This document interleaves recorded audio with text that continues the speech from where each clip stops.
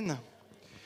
Et parce que je vous ai parlé de la joie la semaine dernière et du fait que les circonstances ne doivent pas conditionner notre joie, mais que la joie doit dépendre d'un choix, j'aimerais vous parler de quelque chose de particulier ce matin, qui est un voleur de joie. Et vous savez ce que c'est ? C'est le passé. Le passé est un voleur de joie. Et vous avez probablement entendu souvent ce dicton qui dit « laisse le passé au passé », où c'est une recommandation qu'on entend souvent et qui paraît légitime. Mais moi, je trouve cette phrase légère dans la mesure où on dit « ah, laisse le passé au passé » du genre « oublie ce qui est ton passé, enterre-le ». Mais clairement, oublier ou enterrer son passé, ce n'est pas le régler. C'est ni plus ni moins décaler le problème. Et ce matin, je ne te dis pas de laisser le passé au passé, mais plutôt de laisser le passé passer. Et je vais vous expliquer pourquoi cette phrase. Pour moi, ce n'est pas une fuite, mais c'est une décision puissante. Ne plus regarder derrière, de ne plus vivre avec ces chaînes du passé qui nous empêchent d'avancer, mais plutôt faire le choix de marcher dans l'avenir que Dieu a prévu, mais en réglant ton passé à la lumière de Dieu. Et mon premier point, c'est que le passé a un pouvoir particulier sur chacun d'entre nous, chrétiens ou non chrétiens. C'est un pouvoir paralysant.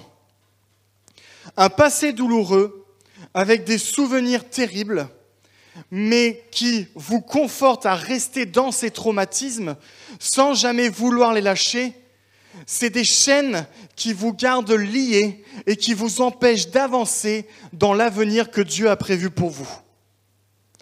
Rick Warren a dit dans son livre « Motivé par l'essentiel », c'est un pasteur américain, « Dieu ne peut pas bénir ton futur si tu t'accroches à ton passé ». Et nous avons un exemple concret de cette position statique dans la Bible. Et je vous invite à ouvrir Genèse 19 à partir du verset 12 et jusqu'au verset 26. On va faire une petite lecture ensemble. Genèse 19, verset 12 jusqu'au verset 26. Je vous redonne le contexte. Dieu avait décidé de juger Sodome et Gomorrhe à cause de leur grande méchanceté. Et Abraham intercéda auprès de Dieu afin qu'il épargne Lot et sa famille. Dieu envoya donc 2 anges le chercher et l'emmener hors de la ville. Et nous allons prendre la lecture à partir du verset 12. Les hommes dirent à Lot, qui as-tu encore ici, gendre, fils, fille, et tout ce qui t'appartient dans la ville, fais-les sortir de là. Nous allons détruire cet endroit, parce que le cri contre ses habitants est grand devant l'Éternel. L'Éternel nous a envoyés pour le détruire. Lot sortit et parla à ses gendres, ceux qui avaient épousé ses filles. « Levez-vous, dit-il, sortez de là, car l'Éternel va détruire la ville. » Mais ses gendres crurent qu'il plaisantait. Dès l'aube, les anges insistèrent auprès de Lot en disant « Lève-toi, prends ta femme et tes 2 filles qui se trouvent ici, sinon tu disparaîtras dans la punition qui s'abattra sur la ville. » Comme il s'attardait, les hommes les prirent par la main, lui, sa femme et ses 2 filles, car l'Éternel voulait l'épargner. Ils le firent sortir et le conduisirent à l'extérieur de la ville. Après les avoir fait sortir, l'un d'eux dit « Échappe-toi pour sauver ta vie. Ne regarde pas derrière toi et ne t'arrête nulle part dans la plaine. Réfugie-toi dans la montagne, sinon tu disparaîtras. » Lot leur dit « Oh non, Seigneur, moi, ton serviteur, j'ai trouvé grâce à tes yeux, et tu as montré la grandeur de ta bonté envers moi en me laissant la vie sauve. Cependant, je ne peux pas me réfugier sur la montagne avant que le désastre m'atteigne, si bien que je mourrai. Regarde cette ville, elle est assez proche pour que je m'y réfugie, et elle est petite. Si seulement je pouvais m'y sauver, n'est-elle pas petite, ainsi je resterai en vie ? Il lui dit, je t'accorde encore cette faveur, je ne détruirai pas la ville dont tu parles. Dépêche-toi de t'y réfugier, car je ne peux rien faire jusqu'à ce que tu y sois arrivé. C'est pour cela que l'on donna à cette ville le nom de Tsoar. Le soleil se leva sur terre lorsque Lot entra dans Tsoar. Alors l'Éternel fit pleuvoir du soufre et du feu sur Sodome et Gomorrhe. Cela venait du ciel de la part de l'Éternel. Il détruisa ces villes, toute la plaine, tous les habitants des villes et les plantes du sol. Et verset 26, la femme de Lot regarda en arrière et se transforma en statue de sel. Amen. Dieu avait décidé de sauver Lot et sa famille du grand jugement qu'il avait prévu de faire tomber sur cette ville Sodome et Gomorrhe. La seule condition, c'était de regarder toujours devant, ne pas regarder en arrière, mais avancer, laisser les souvenirs, les regrets ou les blessures derrière, ne pas se retourner, mais avancer.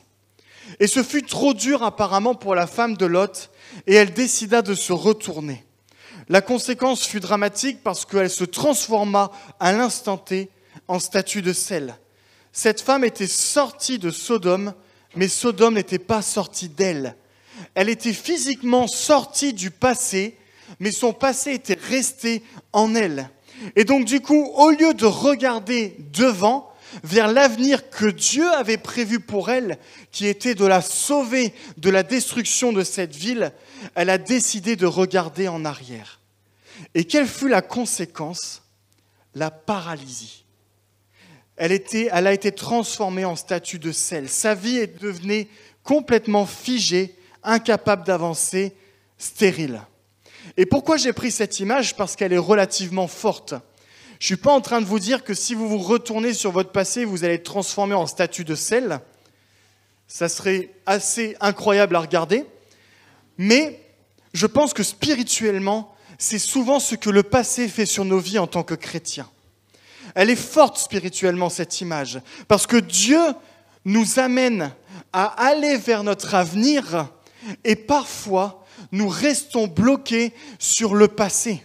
Et donc nous sommes figés comme la femme de Lot et nous sommes dans l'incapacité d'avancer dans la volonté de Dieu, mais nous devenons stériles car à force de regarder en arrière, nous n'arrivons pas à aller plus loin. Est-ce que c'est quelque chose qui vous parle ? Jésus lui-même avait même fait ce constat où il nous demande de nous rappeler de la femme de Lot car le retour arrière peut avoir des conséquences dramatiques. Un exemple, est-ce que vous avez déjà essayé de conduire une voiture en regardant derrière ? La voiture, à mon avis, elle ne doit pas être en bon état. Vous avez un rétroviseur, mais c'est un regard ponctuel qui doit être fait. Vous ne devez pas constamment avancer en regardant en arrière. Et vous savez, le fait d'être coincé dans son passé a des conséquences, je vais y arriver, a des conséquences psychologiques qui touchent toutes les personnes qui aujourd'hui consultent des professionnels. Il y a le psychiatre Carl Jung qui a dit « Le regard en arrière est stérile car il empêche de voir ce qui vient ». L'ensemble des psychologues et des psychiatres, et on a parlé de santé mentale la semaine dernière, affirment que rester dans son passé nous coince psychologiquement. Et c'est ce que le regard arrière de la femme de Lot a engendré, des conséquences stériles. Et j'aimerais qu'on puisse regarder du coup ensemble sur les différents éléments qui nous retiennent dans le passé pour que le Seigneur puisse pleinement nous libérer de ces chaînes. Parce que je suis convaincu qu'aujourd'hui, il y a beaucoup de chrétiens qui sont encore enchaînés dans leur passé. La première chose qui nous empêche d'avancer, c'est le passé du péché. Beaucoup de chrétiens restent enchaînés dans leur péché. Et le poids de celui-ci, avec une grande culpabilité, les empêche d'avancer. Nous savons en tant que chrétiens que Jésus a pardonné nos péchés et que nous sommes complètement sauvés. Mais vous savez, l'ennemi joue un rôle bien particulier en donnant des mensonges dans vos pensées. Es-tu sûr que tu es pardonné ? Es-tu sûr que ton péché a été pardonné ? Parce que ce péché est plus grave que les autres. Et la culpabilité est là en train de nous enchaîner au niveau de notre cœur. Et l'ennemi a un rôle d'accusateur. L'Apocalypse 12, verset 10 dit « Car l'accusateur de nos frères, celui qui jour et nuit les a accusés devant Dieu, a été jeté hors du ciel. » Il a compris qu'en accusant le peuple de Dieu de ses péchés passés, il arrive à paralyser le peuple de Dieu et qui l'empêche de l'avancer. Parce qu'il y a le poids de la culpabilité qui reste. Maintenant, ce matin, je t'invite fortement à cesser de croire à ces pensées d'accusation qui sont mises dans ton cœur, mais à proclamer ce que dit la parole de Dieu dans Hébreux 12, verset 1. « Quant à nous, nous sommes entourés de cette grande foule de témoins. Débarrassons-nous donc de tout ce qui alourdit notre marche, en particulier du péché qui s'accroche si facilement à nous, et courons résolument la course qui nous est proposée. » Le poids du péché alourdit ta marche. Le poids du péché dont tu ne t'es pas repenti, mais je pense également le poids du péché qui continue à avoir ce sentiment de culpabilité en toi. Débarrassons-nous de ce poids qui nous alourdit et qui nous empêche d'avancer. Je vous donne un exemple. Il y a quelque temps, j'ai voulu faire du vélo avec ma famille dans les Landes et je me suis retrouvé à prendre mon vélo et à pousser une carriole avec ma fille dedans. Et mon fils, il avait 4-5 ans, il voulait à tout prix prendre un vélo. On savait ce qui allait arriver. Au bout de 100 mètres, j'en ai marre. Donc, qu'est-ce qui s'est passé ? J'ai rajouté mon fils dans la carriole et le vélo sur la carriole. Je peux vous dire que j'allais pas très vite. Et Coralie allait plus vite que moi et était constamment en train de m'attendre. Alors attention, je ne suis pas en train de comparer mes enfants à du péché.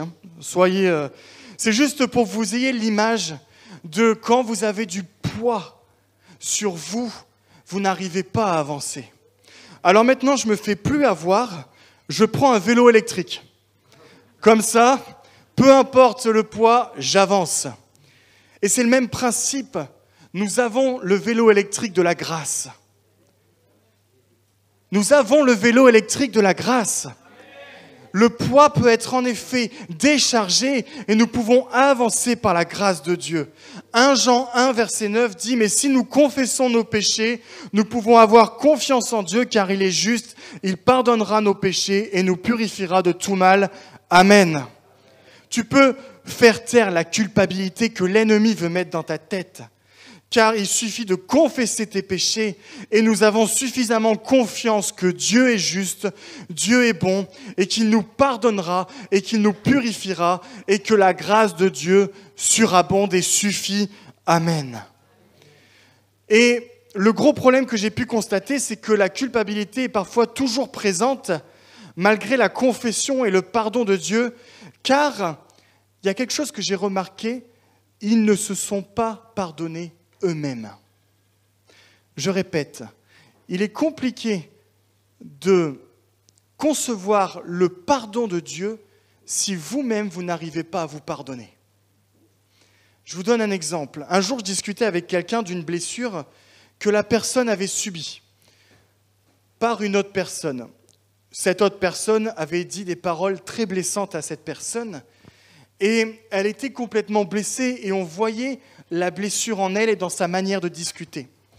Et à force de discuter avec elle, je lui dis « Mais pardonne cette personne, pardonne-la. » Et en pleurs, il me répondit « Je n'y arrive pas, je ne peux pas. » Et dans ma tête, je me suis dit « Quand on veut, on peut. » Et en fait, non, j'ai réalisé qu'il ne pouvait pas parce qu'il ne s'était pas pardonné lui-même de ses propres fautes.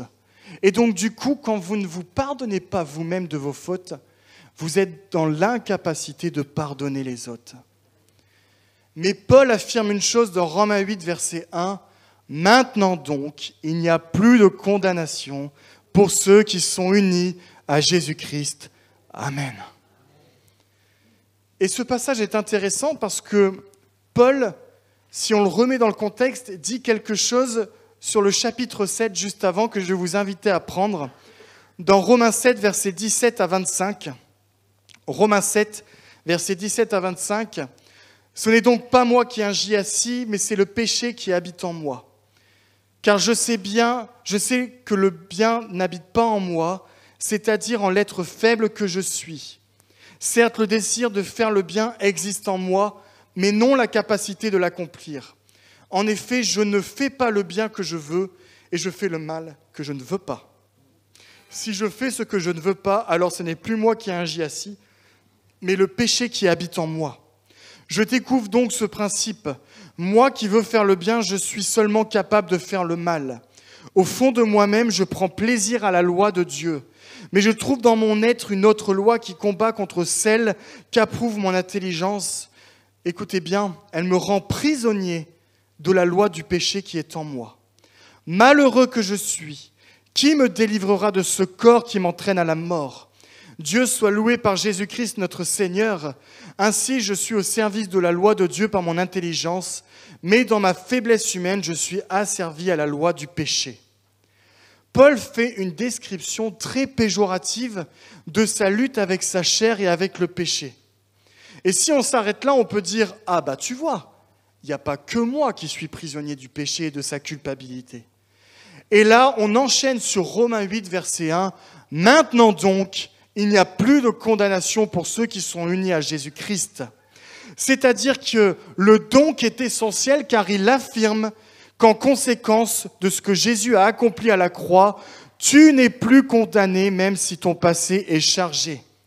Et donc, si Dieu ne te condamne pas, pourquoi nous nous condamnons nous-mêmes ? Et nous pouvons prendre l'exemple de Paul.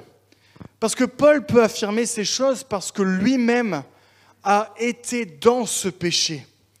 Acte 8, verset 3 dit « Quant à Saül, donc qui est Paul, il cherchait à détruire l'Église, allant de maison en maison pour arracher les croyants, hommes et femmes, et les jeter en prison. » Si ça, ce n'est pas un passé de péché, je ne sais pas ce que c'est. Parce qu'il s'attaquait directement à l'Église de Jésus-Christ.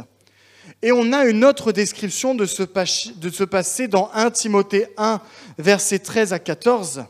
« Moi qui étais auparavant un blasphémateur, un persécuteur, un homme violent, cependant il m'a été fait grâce parce que j'agissais par ignorance dans mon incrédulité, et la grâce du Seigneur a surabondé avec la foi et l'amour qui sont en Jésus-Christ.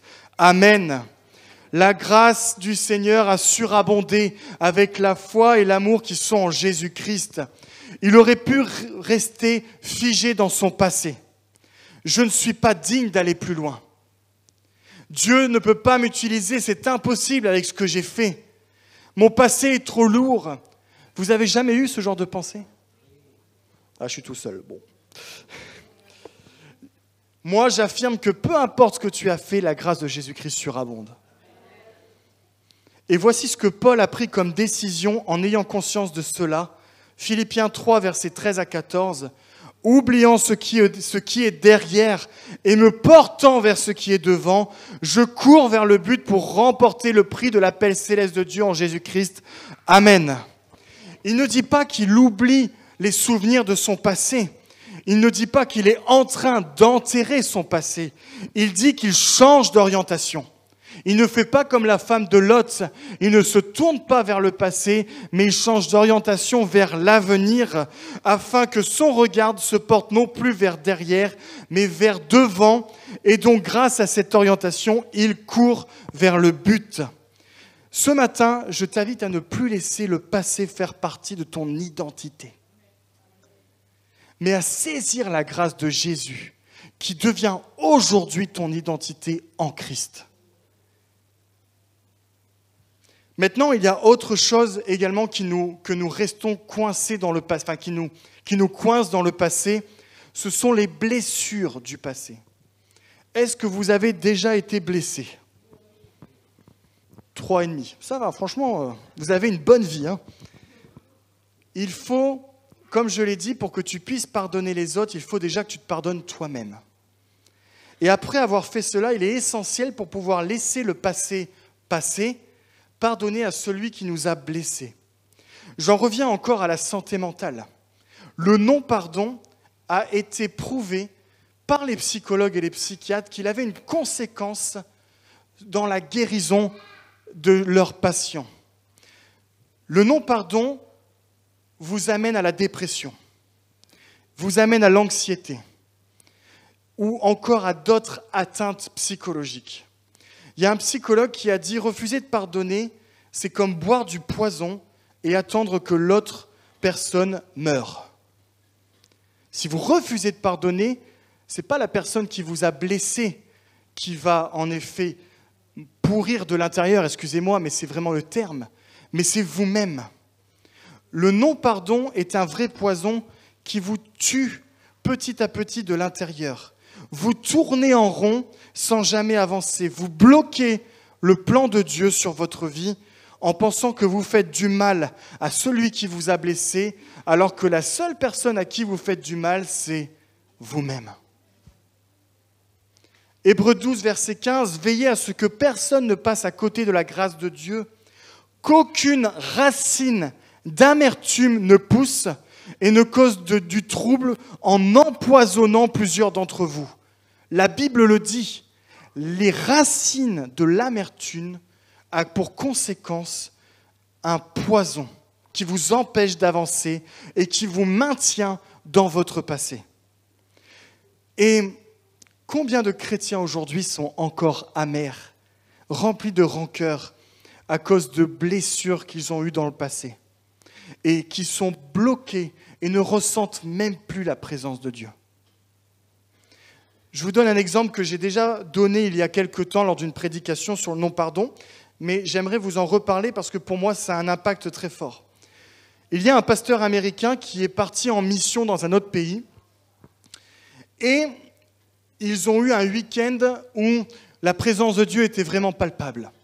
Et puis après les réunions, il est parti donc manger chez son hôte, là où il logeait, et puis il mangeait avec sa famille ainsi que sa mère. Et puis quelque temps après, sa mère dit à ce pasteur, enfin la mère de l'hôte dit à ce pasteur, « Je ne comprends pas, je n'ai jamais ressenti la présence du Saint-Esprit dans ma vie. Je n'ai jamais été baptisé du Saint-Esprit alors que je le demande depuis un certain temps. » Et le pasteur dit, écoutez, ce que je vous propose, c'est qu'on prie ensemble.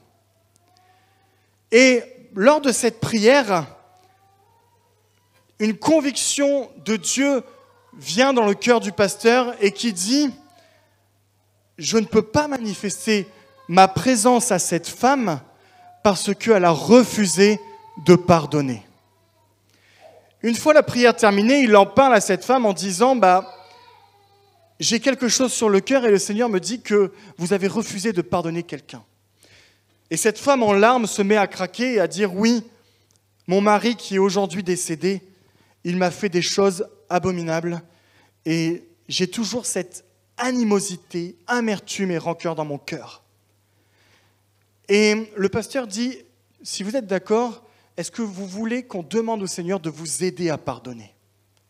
Elle lui dit « Oui. » Ils se remettent à prier à ce moment-là et à l'instant où elle a pris la décision d'entamer un processus de pardon, le Saint-Esprit s'est révélé à elle. Et je pense que le non-pardon nous empêche de vivre la pleine volonté de Dieu dans notre vie. Éphésiens 4, versets 31 à 32, « N'attristez pas le Saint-Esprit de Dieu, car par cet Esprit, Dieu vous a marqué de son sceau comme sa propriété pour le jour de la délivrance finale. Amertume, irritation, colère, éclat de voix, insultes, faites disparaître tout cela du milieu de vous, ainsi que toute forme de méchanceté. Soyez bons et compréhensifs les uns envers les autres. Pardonnez-vous réciproquement comme Dieu vous a pardonné en Christ. » Paul dit dans Éphésiens tous les symptômes du non-pardon, l'amertume, l'irritation, la colère, les éclats de voix, les insultes, la méchanceté. Tout ce qui peut faire effacer cela de nous, c'est le pardon. Mais pour pouvoir pardonner, je pense qu'il faut une décision, mais aussi un acte. Je vais demander à la technique de bien vouloir mettre une vidéo, en espérant que le son fonctionne. Allez, j'y crois.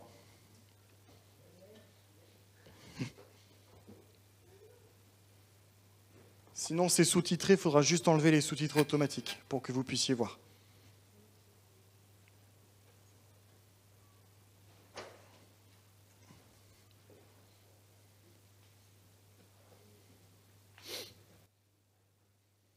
I don't know if this is possible, but can I give her a hug, please?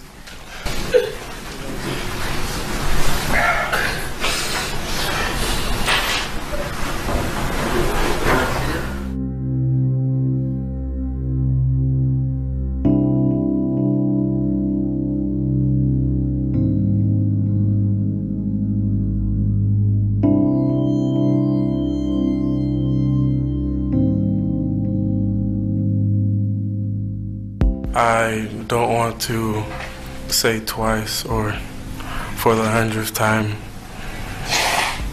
what you've or how much you've taken from us.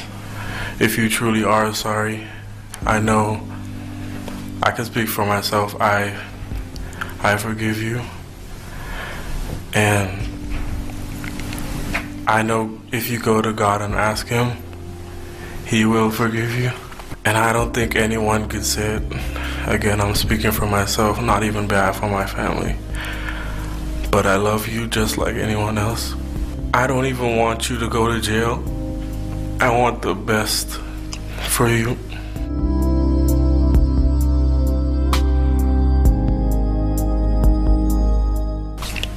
I don't know if this is possible, but can I give her a hug, please?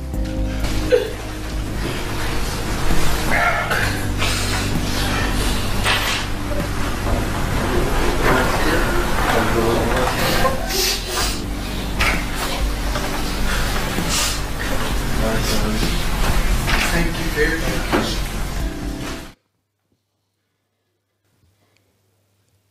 Cet homme, par son geste, s'est empêché de rester dans le passé. Et même si je pense que son acte est le début d'un processus de pardon, parce que ça ne se fait pas toujours comme ça, je suis convaincu qu'il a pu avancer dans l'avenir que Dieu a prévu pour lui. Et que par son action, ça a changé également la vie de cette policière. Je vais vous donner un autre exemple. Vous connaissez tous, je pense, Joyce Meyer, femme, pasteur, qui a été abusée sexuellement par son père maintes et maintes fois. Et bien qu'elle ait eu décidé de le pardonner, Dieu lui demanda de faire une action toute particulière. Et de l'extérieur, on pourrait se dire, mais c'était un peu, excusez-moi le terme, sadique de sa part. Mais Dieu est parfait dans tout ce qu'il demande. Son père, à Joyce Meyer, était devenu très malade. Et Dieu lui demanda de faire l'impossible humainement, c'est de s'occuper de son père pendant qu'il était malade, en payant ses frais et en étant avec lui chaque jour. Il n'y a que la puissance de Dieu qui peut vous amener à faire ça, au travers des blessures que vous avez subies. Et sur le moment, elle se sentait clairement incapable de le faire. Mais quand Dieu vous demande quelque chose, il vous donne la force de le faire. Et elle décida d'obéir, avec la confiance que Dieu lui donnera les moyens de pouvoir y arriver. Et au travers des mois, tous les ressentiments qu'elle avait en elle ont fini par disparaître au travers de ce choix de s'occuper de son père. Et vous savez quoi? Son père s'est converti et s'est fait baptiser juste avant sa mort. Je ne peux que vous inviter ce matin à prendre la décision du pardon et à entamer une action.